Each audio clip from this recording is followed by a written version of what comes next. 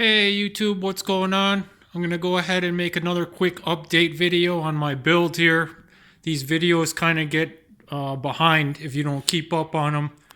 And I kind of get going on building. I forget all about the video stuff and people always ask me about doing them. So since the last time I did a video, I basically got this roof section done. These outside corners came out really nice. I was actually really concerned about how I was going to do those. I mean, I've been welding and fabricating for 22 years, but I've never made a corner like that out of sheet metal. So I do not own an English wheel. They were not done with any modern metalworking tools. I actually made a sheet metal shrinking stump, which basically, as the name says, is a stump, and it's got this bowl cut out here. I actually put in this second one here with a shallower dish, and it's got a flat surface here for hammering, and that is how I did this roof.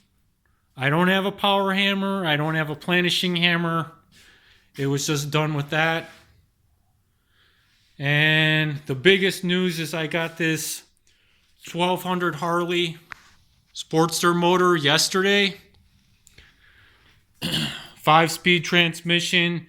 It's a 97 motor. So for those of you that know Sportster engines, they are all since 2003. They're rubber mounted right here and in the back.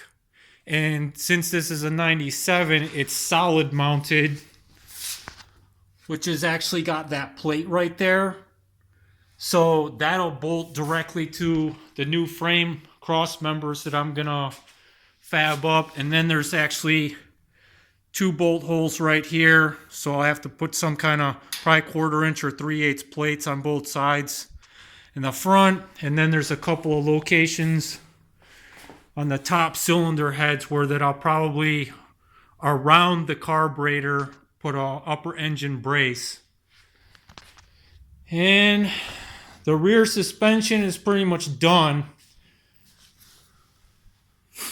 And I'm kind of glad that I waited to do the front until I settled on an engine, because now that I've seen the weight of this engine, the spring rates for these are perfect for this rear end of this thing, for the weight of it. But I'm definitely going to get a higher spring rate for the front.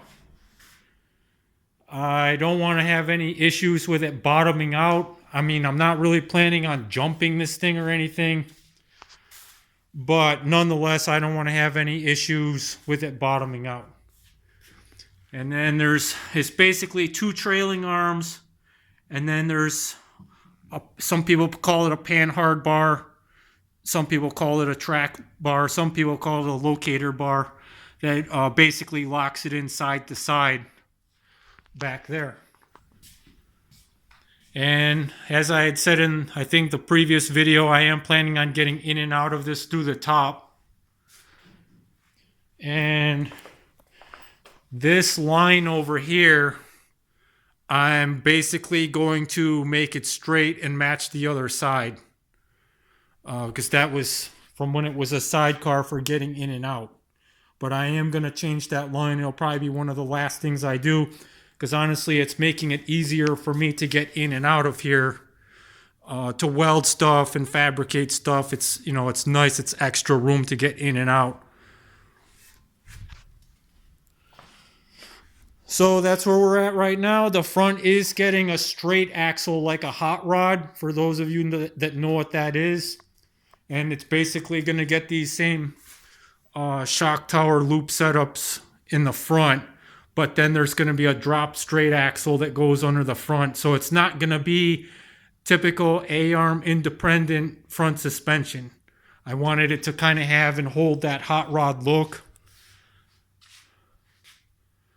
So there it is, guys. Thanks for watching.